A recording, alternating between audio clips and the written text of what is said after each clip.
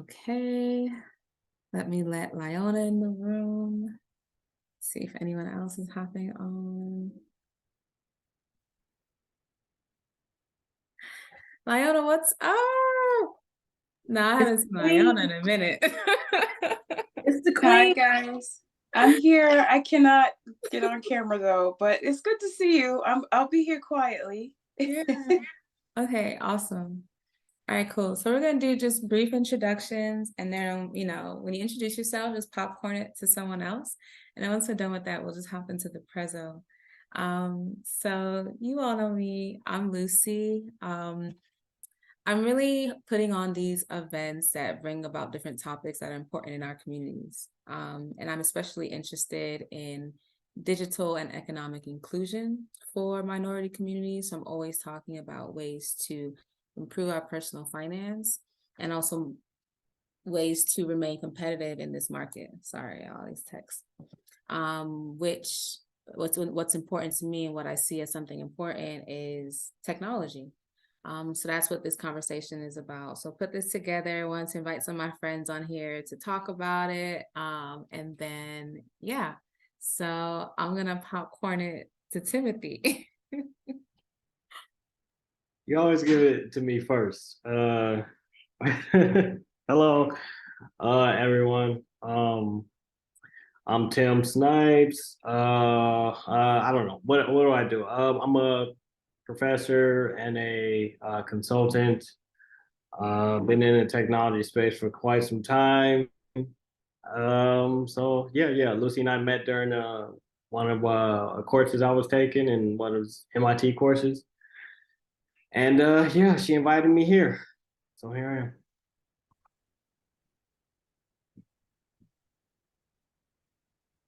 Okay, you got popcorn it. Oh, is that the rule? Oh, okay. I'm gonna popcorn it to, is it Lyona? Yes, it's Lyona. Hi everyone. Sorry I joined late. Introduce myself. My name is Lyona Carter. I've been in the Web3 space for over a year. It feels like a year, but it's been more time than that. I guess was fascinated by decentralized technology because my workspaces and workplaces have always used centralized databases. So I'm a data manager by training. I have a background in epidemiology and public health. And so I'm actually one of the people that build the back end behind clinical trials and manage the team and architects that set everything up, right? So that's quite centralized. And I just love Web3 because it offers a new outlook on database design, right? It's decentralized. Um, so I'm just a fan of decentralization and how the ledger records all transactions. Like I just love transparency. So I'm here to support everyone here and to just do what I can to move folks that look like us into the space. I think it's great for just capturing historical data and information. Yeah, that's me in a nutshell. um, let's see, I'm new here. I don't know who presented, so I popcorn to the next person who hasn't said anything, if there is someone here that meets that criteria. Jasmine, I don't know. Jasmine, did you go yet? No, I didn't. I'll go. Hey everybody, my name is Jasmine Brunson. I am the CTO and founder of Rektify AI, a Web3 security platform. I'm also the founder of Blockchain Culture. I started that company around 2019 when I was an intern at NASA. And my whole ethos was to educate Black and Brown communities to get onboarded into cryptocurrency. So now I spend most of my days just auditing smart contracts, learning the ins and outs of different types of transfer tokens. I started my blockchain journey around 2016. I was in high school, a senior in high school. I watched the movie Dope, and ever since then, I've just been going down the rabbit hole, not only educating people, but doing hackathons, winning hackathons, building teams, meeting amazing builders in this space. And so I'm just happy to be here today. Thank you, Lucy, for inviting me. And I'm going to popcorn it to Diddy. Hey, everybody. Wow, you guys are like super dope. I'm happy to be here. My name is Eddidiong Emah. I'm a Nigerian American performing artist, creative director, philanthropist, entrepreneur. I love to do anything that's creative. I usually teach artists and people of the sort, like, how to, I train them on how to perform better. Been in entertainment professionally for 19 years. I really, really enjoy it. I'm known to be a trailblazer. I really want to understand what the whole Web3 space is about, just want to understand how it works. And I'm looking to host events on the platform. So I'm happy to be here and learn more about it. I love that. Host events on the platform. That's very interesting. I hope we can talk more about that. Thank you everybody so much. You guys are so amazing. I'm so happy to have you all in one room and to have this conversation. Letting some more people in. It's kind of perfect timing. Kaynellz, Colonel can introduce himself. Okay, I think he just logged out really quickly. Okay, cool. I thought Dr. Umar was joining. I was gonna say, what? Right. Maybe the next one. Okay. All right, so while he's figuring that out, I'm just gonna go to the presentation, y'all. Just so we can kind of get our minds around what exactly this topic is about. I put together just a really short presentation for beginners, newcomers, not so newcomers alike. Just give me one moment.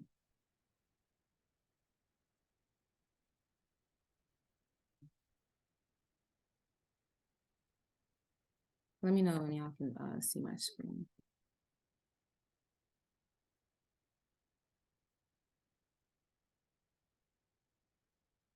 Y'all see it? Okay, great. All right, awesome. So today's topic is why Black women should learn about blockchain technology. We have a few more people coming in. I know we started kind of late. But I mean, from the look of the room, I'm saying there's some Black women in tech, there's some Black women in entertainment, and honestly, technology is morphing and synthesizing into every industry. Entertainment, marketing, finance, law, all of it is very critical. Sorry. Okay, cool. Thanks, Colonel. So blockchain, the reason why I want to talk about it specifically, not only to Black women, but in our Black communities, it has a great potential to provide financial and economic empowerment over our finances, but just over our lives in general. So the reason why I brought up this conversation is you all know me, my background is in marketing, digital strategy, but I like to bring people together. And I've been in the blockchain or Web3 space for about a year and a half now. Someone had mentioned NFT to me and then just kind of took off from there. So my whole main purpose, as I mentioned earlier, is to bring about these topics that are important in our communities for those who are not really familiar with the technology to those who are quite advanced, like a lot of you all on the call. How do we bring it to the masses in a more relatable way? And I think these discussions kind of help with that. So what exactly is blockchain technology? I like to put it in the most simplest form, but we also have some really smart people on the call who can also jump in. But the way I think about it is it's a digital notebook. Blockchain technology is literally a code that's taking notes on every transaction that's taking place on the internet or on the platform. So if you are transacting money, if you are purchasing a picture, an image, a GIF, all of it is documented on a digital notebook. I'm gonna stop right there. And Jasmine, can you jump in and let me know if that's the best way to explain blockchain technology? Yeah, just spinning off of what Lyona was saying earlier, I think of it as a database almost. It's literally a way in which you store records and it's immutable. So that all that means to say is you can't change it. And because of that, it adds a layer of security and transparency that we didn't have traditionally in the world in general. For example, for banks can literally screw up their balance sheets and their numbers just to meet certain KPIs. And so when we talk about, the blockchain in itself, I can see it as like a digital notebook, or I know our ancestors called them green books, where they literally recorded the sale of rice, the sale of a tractor, the sale of an item. So. Perfect. I love that. Lyona, would you add anything to that? Like what your perspective of what blockchain technology is? Sure. I think, yeah, I love how, let me just try to ground my thoughts. Yeah, that transparency is key. I know from an ancestral standpoint, one of the things that I get challenged on all the time is, why haven't you dropped XYZ? And I'm thinking because the things that I want to move in the space speak to exactly the transparency benefit that blockchain offers. So for me, I would like the products that I want to design will directly address an injustice that was done to, ancestors of mine. So what I love about blockchain technology is the social justice impact, that is inherent in, well, not inherent in the way my brain thinks, but that it offers. So, but yes, as Jasmine was saying, the transparency, the ability to record, the ability to go back and look, I just love that about it. And I think once our community is educated on those benefits, I think more people will adopt it. And we already are some of the fastest adopters, if not the fastest adopters of the technology anyway. So I think it just speaks to the core of the injustices that have been done. And I'm speaking, one of the things that I'm passionate about is the work around Henrietta Lacks and how her family to this day is not compensated, because I'm in biotech, right? So I work with DNA, RNA data all day, every day. I get to see the volume of it. I get to see the magnitude of it. I manage it, right? So I'm often thinking, none of this would exist. My job wouldn't exist without this woman. And yet her family is not compensated. They don't even get $1 million a year. They deserve way more than that. They don't even get $100,000 a year. They don't. And the world just, yeah. But if there's a way to prevent that type of, atrocity moving forward, I'd love to be in biotech, especially. I'd love to be a part of it. So for me, it's the social justice, it's the impact, it's the rights, it's the I own this. No one can say it's not mine. I think blockchain technology offers that type of, I would say, transparency again. But I don't know if I've answered the question, Lucy, but that's just my input on it. No, I love it. I mean, I love the angle that you brought it into. Like, we're specifically talking about minority communities. So when you talk about ancestry and how we can actually document our history in a place that's more secure and transparent, that speaks to the legacy and our generational wealth going forward. When you think about what they're doing now, like I think Florida just passed a law where they don't teach African American studies in classrooms, even though they teach Asian studies, you know what I mean, European studies. They talk about critical race theory and how they're essentially removing our history and our stories from curriculums. So when you have these things documented on the blockchain, I think that, like you said, there's a level of preservation there of who we are and protection of our intellectual or actual physical digital assets. Anyone else want to add really quick before we jump into the next slide? Really like the conversation so far. And if you have any questions too, like, please don't hesitate to ask. All right. Just a brief blockchain history. Blockchain technology was first introduced in 2008 as the underlying technology for cryptocurrency, otherwise known as Bitcoin. And since then it has evolved. And, to be honest, as I'm reading on this slide out loud, y'all, I kind of feel like they've been using blockchain technology. I think Bitcoin was maybe the more like public facing utilization of it. But I was told that the government was always using this level of technology. Tim, do you know anything about that? I feel like you have a unique background in tech. I mean, yeah. I mean, blockchain, they only started coming out with the algorithms in probably the early 2000s. But yeah, Bitcoin was just the popular one. You know, it was one that kind of stuck, and a bunch of, celebrities got behind it and stuff, and it kind of got big. But in terms of the actual distributed ledger, I mean, I don't think it's been around more than, say, 30 years, 30, 40 years, maybe. I guess that's true, because you think about the onset of the internet, that's still relatively new. So the whole blockchain and the coding technology couldn't have come that much further behind.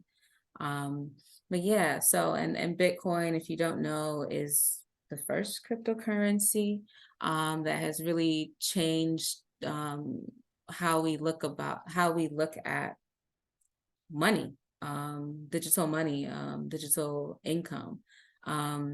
And it's something I stand behind. I think that's something too, as a community, like, I feel like we should be investing in cryptocurrency. I'm not saying like go out and buy all this different, but I think as a way to diversify our portfolios, it is something to consider. And that's not where I wanted to take this conversation, but Jasmine, how do you feel about that? Like, I know right now it's looking crazy, the whole scandals, the people losing money within the space. Your whole background is cybersecurity. What's up? It's so funny when you said that. I was just gonna like peek out my wallet real quick.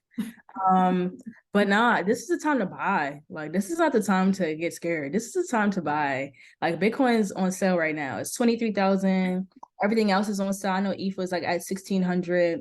At the end of the day, I always tell people this: if you're scared when the times are down, when the prices of these assets are down, you just should not be in the market. Now, granted, some people did buy at the top. They bought Bitcoin at 60,000. They bought ETH at 4,000, sorry. But at the end of the day, if you're thinking of it as a long-term asset, you're just holding it, you're gonna be fine. The only time where you have issues is when you sell. So this is not the time to be scared. This is actually the time to build and meet amazing people and start investing if you haven't already. Yeah, completely agree. And like, I mean, I'll do like $5 every 2 weeks to Bitcoin. You don't have to do like a 250, you know what I mean? Like, you can make it really small, but still, like, don't say, oh, I don't really understand how it works, so I'm not going to do it. Just do it. Just play with money. I'm pretty sure you'll see the benefit of it later. But that's just kind of a brief history about blockchain and how it started. And I think this is really important because we have diverse people on the call in terms of like backgrounds. And Diddy's and entertainment. And Diddy, I worked on Entertainment Week Lagos last month, which is basically a fusion of entertainment and technology. How is technology affecting the production of music? Is music what it is today the same thing it was yesterday? Like, you really don't need a voice to make music anymore. You can really just go in there and synthesize the whole thing. Like, is that considered music? That a good thing? And that's a conversation. That's where tech is going right now, right? We'll get to AI later, but these are all of the different ways that blockchain is being used in current society. So in finance, my bad, y'all. I have my notes here. Someone's calling me. So these are just examples of industries that's using blockchain right now in finance, like Lyona kind of appealed to. Blockchain is being used to improve the speed and security of financial transactions. So it's moving away from that centralized, okay, you have to go to Bank of America to get your money, to more of a decentralized way to access your money from pretty much anywhere, anytime. We also have supply chain. The way blockchain is being used in supply chain is for transparency and traceability in supply chain management. So essentially, when the manufacturer is creating products from warehouse to the consumer, you can literally track every single action that is being made. And how does this help supply chains? So essentially, if you get a defective product, it no longer has to take this long time of figuring out what happened down the supply chain. Was it step A? Was it step B? You can actually go to the blockchain and take note of where the error may have taken place. And Walmart is actually using blockchain in this way. Healthcare. So healthcare is being used to improve the security and privacy of patient health records, creating a tamper-proof record of all patient data. And I think another great thing about blockchain is that you own your own data. And I'm gonna be real honest with y'all, just because like I went to do my annual checkups and everything, and I was like, you know, throughout the year I've had ups and downs, and I was asking them like, you know, what about therapy? I was asking them about different things about therapy and how I can find like, you know, help with, let's say, my low moods. And they told me, they gave me all the information, and honestly, I was just bombarded with so much information. It was just kind of overwhelming, to where I was like, I went to the doctor's office. I was like, hey, you know what? I think I'm good. Don't worry about, you know, me wanting to seek assistance with this. If you don't mind, you can just like remove it from the records. And they were like, yeah, we can't do that. We can't just take something off like that. And for me, as someone who, that's my personal information that I shared, it's like they now own it. And I now have to go through this process to remove that from my record. And I just thought it was the craziest thing. So, you know, just that ownership of your own data, I think is really important as we move into this whole Web3 blockchain technology world. Real estate, it's being used to streamline property sales and land registry by creating a tamper-proof record. I had a close associate of mine whose family's property was sold due to a forged signature. And they're still in court right now trying to fight that. So blockchain really like eradicates all of that. Gaming and entertainment, it becomes collectibles. It's a way for artists and producers and all these different people to own their own content, to own their own intellectual property through blockchain. And then just so many other things too. Anybody else want to like add or like have any questions about the way blockchain is being used currently?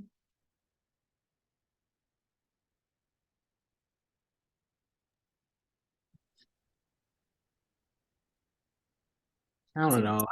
I yeah. No. I'm just kind of reading through and kind of cycling. I mean, especially for, you know, in a real estate, where I would think would be something that I would probably start using.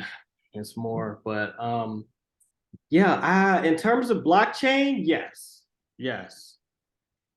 Cryptocurrency, okay. Well, to each his own. It's not for me, but I would definitely do. I would definitely look into blockchain, because smart contracts are pretty much starting to balloon up more. So, And what are smart contracts? smart contracts are essentially distributed ledgers, one party to another. It's just immutable, irrefutable contract between two parties using blockchain technology. Right. Yeah. So Jasmine, that's essentially like a code. You're just telling the computer to do something whenever an action is taken. Yeah, it's cryptographic code that enforces instructions. Mm-hmm. So, like you said, like for example, you can have a smart contract for a staking pool or a lending pool, or you can build a smart contract for your NFT marketplace. I mean, there's tons of applications you can apply to smart contracts, and I think what's unique about them versus any type of code stack is that, like the gentleman was saying earlier, Timothy, when you put it on the blockchain, you can't, it's not much you can do. It's immutable. The only way you can change that code is by doing upgrades. You can't edit it. You can't, no, it's none of that. You just got to upgrade it if you have any type of version changes. Awesome. Yeah, thanks for that. Yeah, so it's really endless, all the different ways that it's being used right now. So it's just, important that we think about it and kind of notice the underlying technology behind what's powering our world, because eventually it will begin to affect us directly. Y'all seen these Amazon stores with no cashiers? You just walk in, you just like that's a digital ledger. Crazy out here. I know here in Texas, I went to a Chick-fil-A and the robot was carrying the food to you. And I was like, whoa, this is kind of moving a little too fast. It really is. I was just a quick little story. I was in Japan in 2014, and Japan and all them countries, man, they ahead of us, man. So we always slow to catch up. This 2014, I remember going to a Subway out there, Subway sandwich spot. There was one person working there, and the rest was like touch screen. You go in, blah blah blah. You go in the airports, got whole AR exams that you can like plot out your flight with, like that's in front of you and stuff like that. So I'm just like, I remember in 2014 seeing this. I'm just like, yep.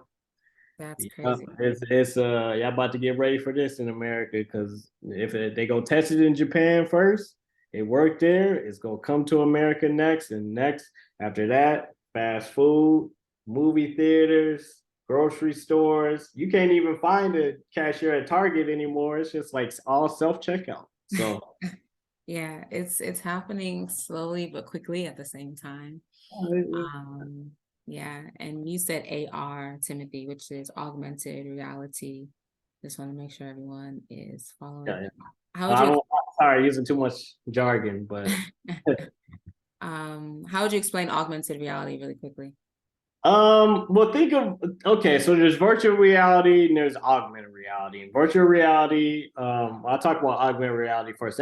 Think of like Google Glasses. You put on your glasses, you walk in, you see your Facebook updates or whatever. You got your Google Maps plugged in, so maybe the map is guiding you in your glasses, or a little headset or something. It's basically just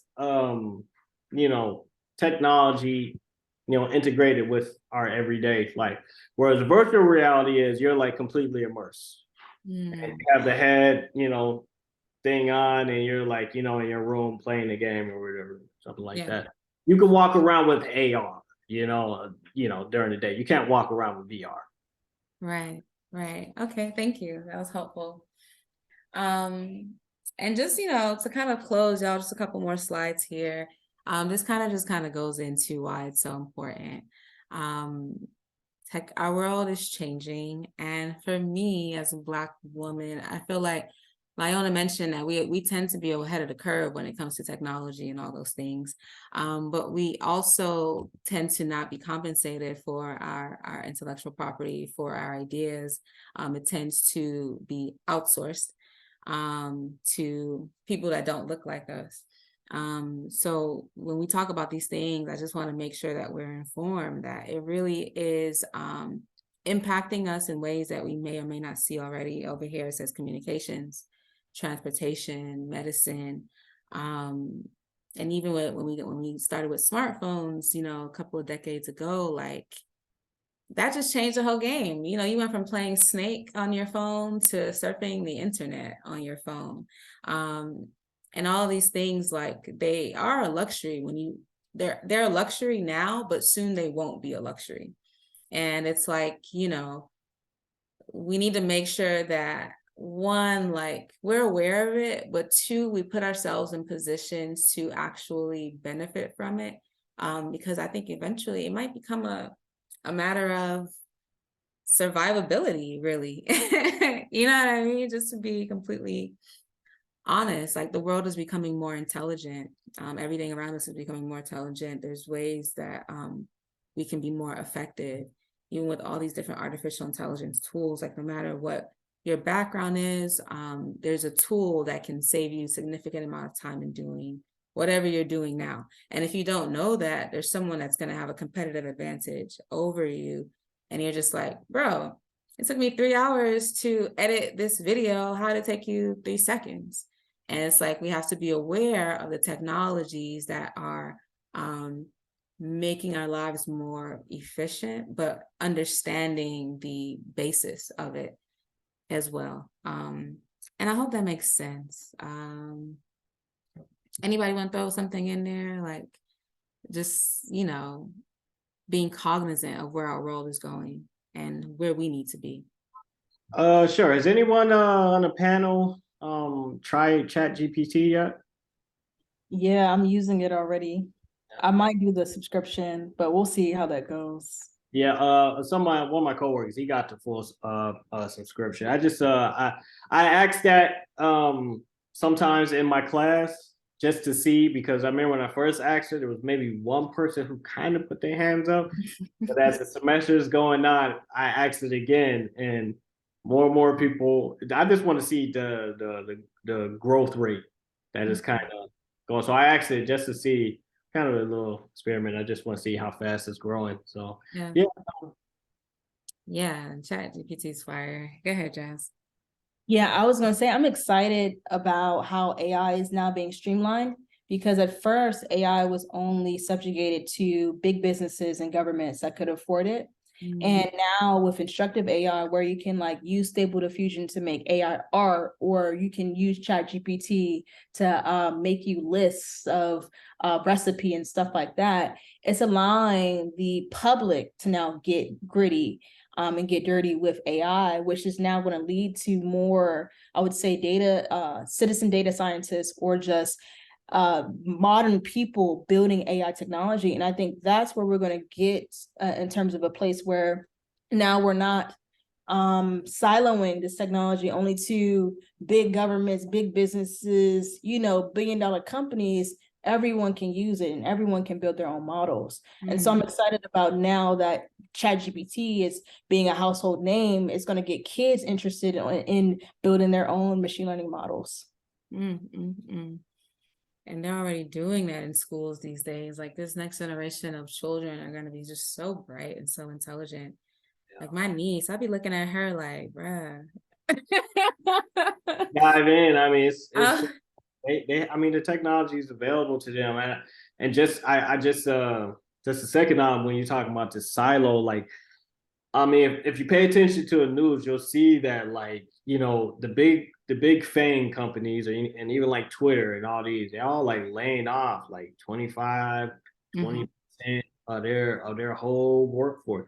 That's a whole brain drain that's leaving Silicon Valley and spreading. I know my company's hired a few people and spreading all the way to wherever. So really, that it's been kind of like held in those like areas like San Francisco, maybe like Boston or someplace, and you know, there's other places where like you know, all these companies' opportunities for technologies really was like Silicon Valley. It was like I said, but now that brain drain is happening, things like ChatGPT, AI, AR technologies are coming out. There's a lot of opportunities, and you know, I feel like Black folks should be associated with technology one day.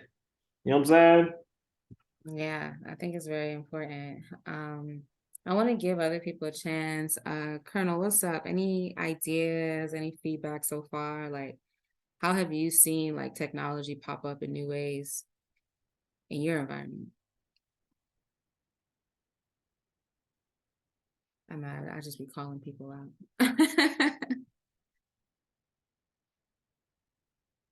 Colonel, you there?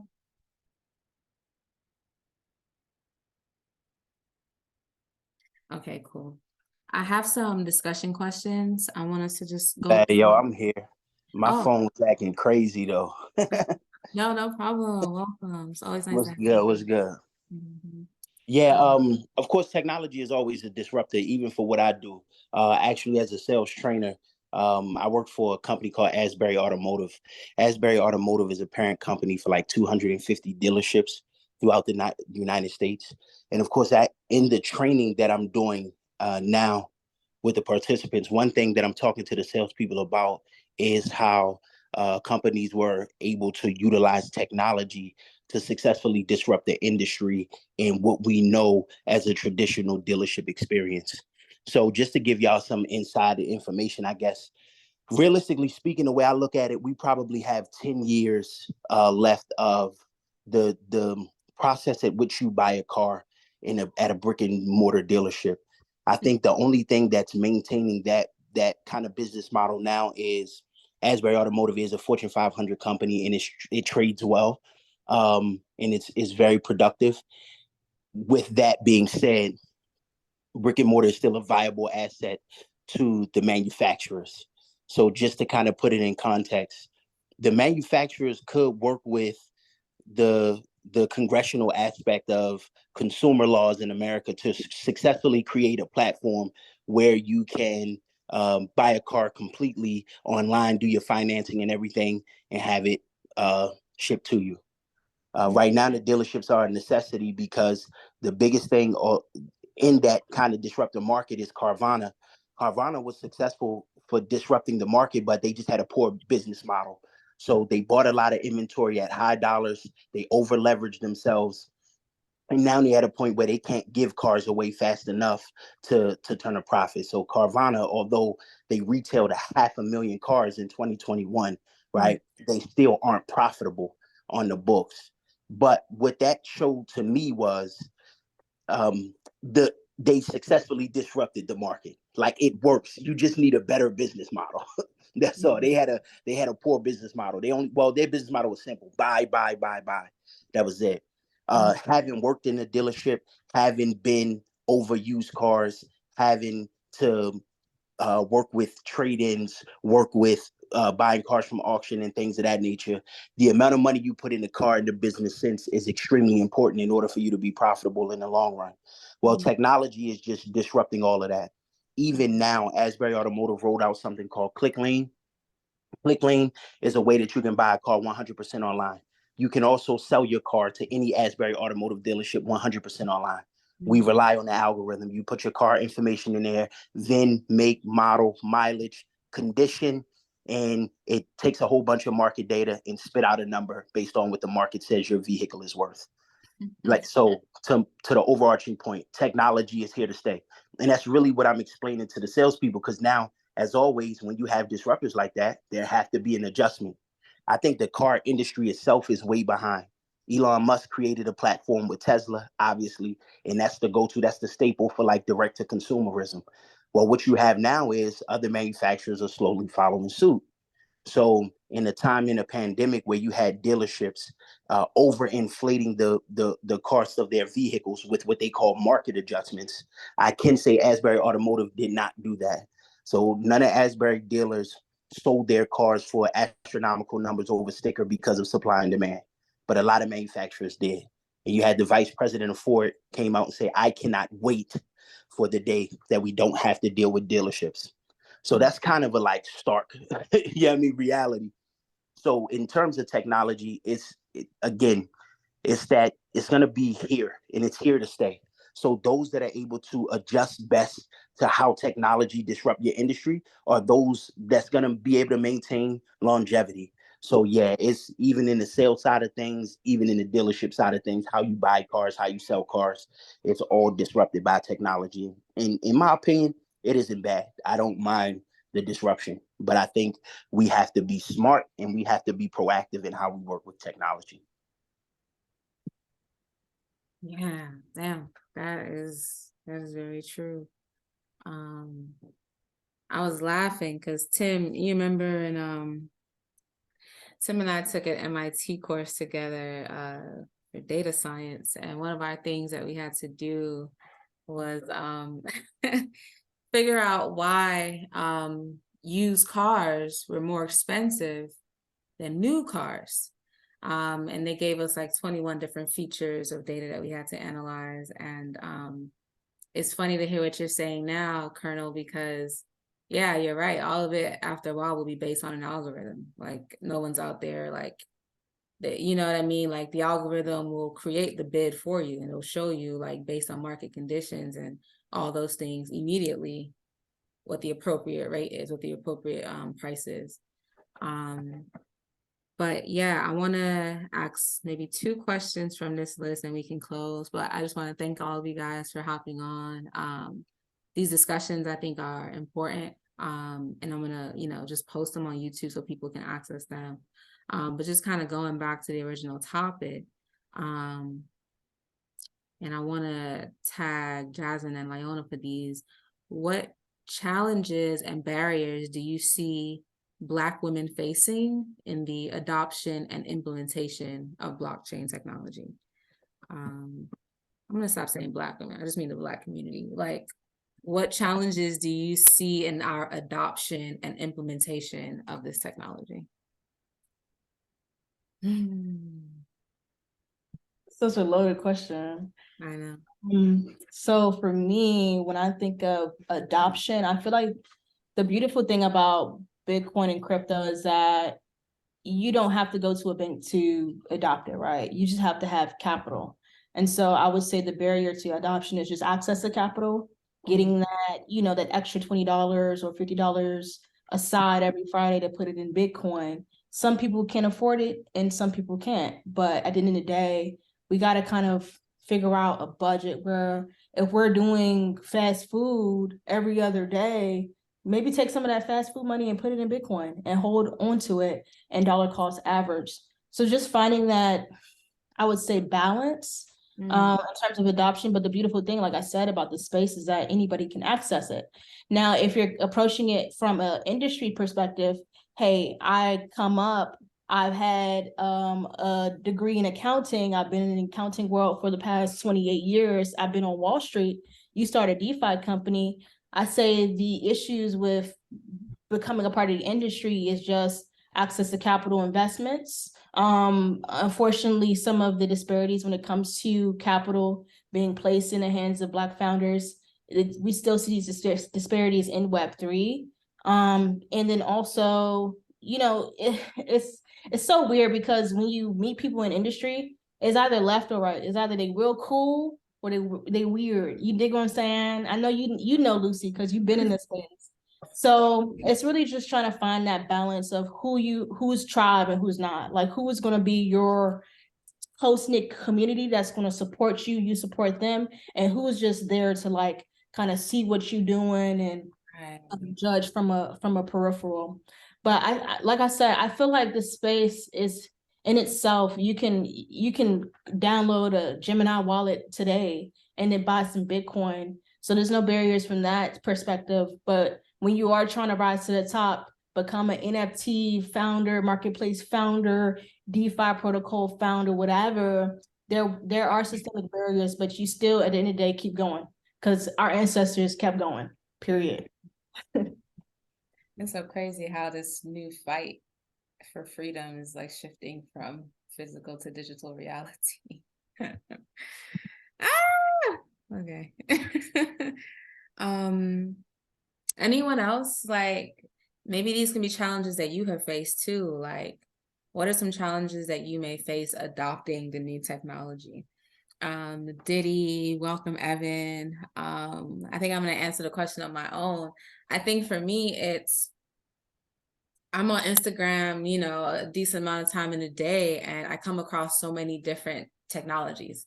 Like this new artificial intelligence, ChatGPT. Oh, you got ChatGPT? Well, take your answer from ChatGPT and put it in this other tool that's going to add a face to the ChatGPT. And then they're going to add a script to it. And it's just like, it's so many, you know what I mean?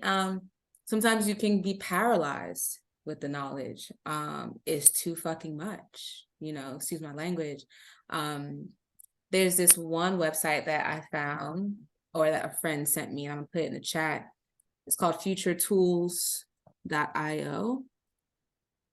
And it basically like databases all the different artificial intelligence tools that are out right now. Like for example, just kind of using some of the industries I see on the call with music, for example, Colonel, like there's artificial intelligence that's creating beats, that's producing music. So you don't even need a producer no more. Like you know, there's artificial intelligence that is going through your podcast. Like it can go through this entire recording that I'm doing, clean all of the edit it so it's a nice little finish. I don't even have to do it anymore. And it takes it like 2 minutes to do that. I think for me, what I'm starting to do is like, I have a spreadsheet, because y'all know I'm a spreadsheet person, that just has the artificial intelligence and what it does. Like, because, and then creating a strategy from it, because it's like, okay, cool. You know what it does. Now what? Now how are you going to use ChatGPT? You know, okay, cool. Now how are you going to use XYZ? So I think some of the challenges in adoption will be that, like just the information overload and the intimidation to actually strategize how you want to use it. Because I feel like with all of this technology, you kind of have to have a level of self-awareness of who you are and what you want to do and achieve and accomplish, so that it's targeted knowledge and not just like, you know, you just Googling, searching random things. I don't know if you guys understand what I'm saying, but but yeah. No, I get it. I get it. I get it. It just happened to me, actually. And so I know. Yeah. Evan, what's up? Evan, Diddy, y'all want to jump in? Anything?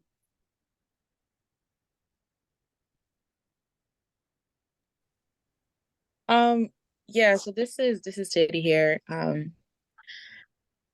One thing that resonated with me in this call is that tech is going to disrupt my industry, period. So I just want to be ahead.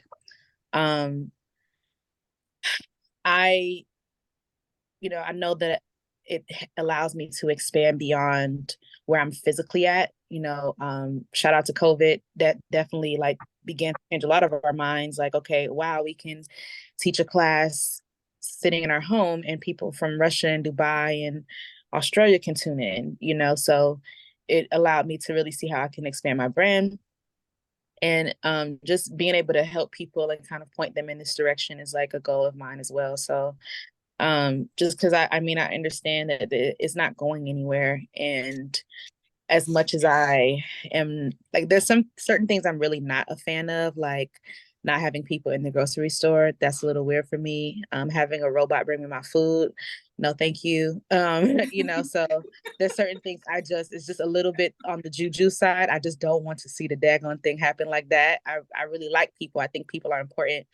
It's like, being human, it's important to interact with other humans. I just don't want to get to a place where nobody wants to do anything. Nobody wants to come outside. Nobody wants to like congregate or, just like have a community like in person. I just don't want it to go that far. But I do appreciate like how you showed me what is it again? Chat GTP. Yeah, Is that what it's called? Mm-hmm. It's been really helpful with creating my comments for my posts. It's been helpful for me, just asking it anything. It's better than Google for me right now. So I like where that's going. And I just want to learn more. So I really appreciate being a part of these conversations. Y'all are awesome. You're awesome too, Diddy. And I know you as a performer with almost, 20 years experience, like you do it on a major level. Like you worked with Beyonce, you worked with, some of the biggest in the game, Jason Derulo. So it's like you really got to be on top of it. You know what I mean? Because your touch point to the who's is literally one step. And that makes you more marketable when you can bring that level of competitive edge. Like, well, I know I got this technology that's helping me with my business, and this is helping me with my clients. So we're reaching our endpoint, but just want to thank everyone for hopping in. Also, if you have any feedback too, like I do these discussions every 2 weeks on different topics that are targeted towards the minority communities, specifically around personal finance and money. All these things are related to our financial security and well-being. So, if there's any topics that you want to talk about, I know Kaynellz, we talked a lot about like the male-female gender wars and like in our communities and how that's just like, you know what I mean? Like real topics, real conversations. For sure. And how that affects our money too. We're not building families, we're not building communities anymore. We're doing everything on our own. And you can't get far alone, you know. But yeah, so if anything else, anyone have any closing words? If you guys want to pop your email in the chat, I'm going to send you guys a list of all of the artificial intelligence tools that I found with just a brief description. Might be helpful to you, but it's also something that you can just kind of keep to the side and build your own database as well. So if you're interested in that, just pop your email in the chat, and yeah, we're good. We're done. Yeah. Hey, one thing I will say in terms of the biggest challenge, it's definitely not a doing problem, it's a knowing problem. I think with information being as readily available and accessible as it is, it's a lot of information to be overwhelmed by. But I think once people understand not only the power of information, but the power of applied information, it makes it a lot easier to do. And I think that's the challenge that we'll have in our community as a whole, getting everybody excited about not only just gathering the information, but applying the information as efficiently as possible, and just, making it a doing thing. And I think once we see more and more of it as a community, it's going to be infectious. Nobody want to be on the outside of an inside joke. So people are going to do it just to be a part, going to be things like this that are like the catalyst for that shift in mindset that we'll see. So know that you're doing important work, no matter how small it may seem. Thank you. Completely agree. Completely agree. To your point, I think it's going to have to be pointed information too, because people are going to always be like, so what? What is it? How does it affect me directly, specifically? You know what I mean? And in everything I'm doing. So I think for me as an educator, I think it's going to start coming down to creating industry specific content so people can really, all right, I'm in the music industry. How does blockchain help me? I don't really care about healthcare that much. Like, I know it's important, but I'm trying to make money over here. So yeah, I think, once we know some of those barriers to adoption, we as those community leaders can help, go around them with our knowledge and information too. Yeah, thank y'all so much. Lyona, anything before we close? Hey everyone, thank you for having me on the call today. It's been really pretty nice and great to see you guys. I wanted to talk about, I'll try to be quick, but I wanted to talk about one of the questions you brought up in terms of barriers. And I resonate with you so strongly, Jasmine. You already know about the access to capital. We talked about this at a restaurant in Austin, I think we were in. And we were talking about how you could be in the room with the investors, and you explained how one like ran away from you or walked away from you. After explaining how they were looking to fund Black women in Web3. So we could be in the room, like we all know, we have all experienced this.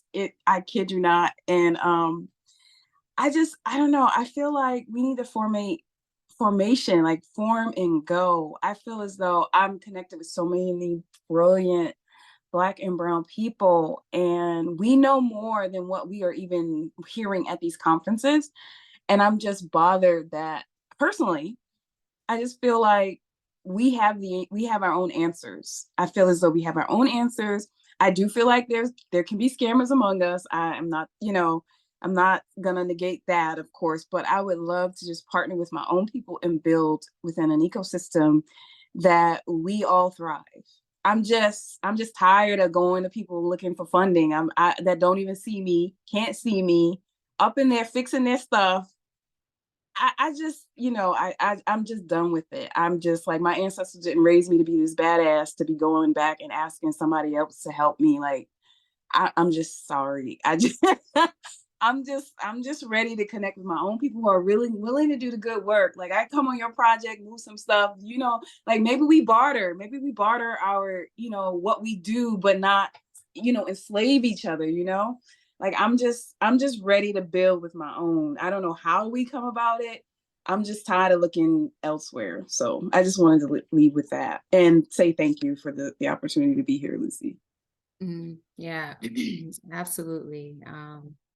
That's like the promised land for a lot of us, like just working with our own. I promise y'all, when I was in Nigeria working that project last December, to be in an office with all Nigerians and a corporate professional, like that kind of hit me in a different way. Like I was like, wow, okay. So yeah, that collective ecosystem, yeah, it's so important. It's so important. And that's what we're really aiming to do here. I love everyone on this call. You all know we have very unique backgrounds and histories together. I just appreciate everyone hopping on. You all have such valuable insights. So I'm happy to, you know, post this and share this with everyone else too. But yeah, enjoy the rest of your Saturday. I'll see y'all again in 2 weeks. Peace out. Take care. Bye, Bitcoin. Thank you. Thanks for having me. Thank y'all so much.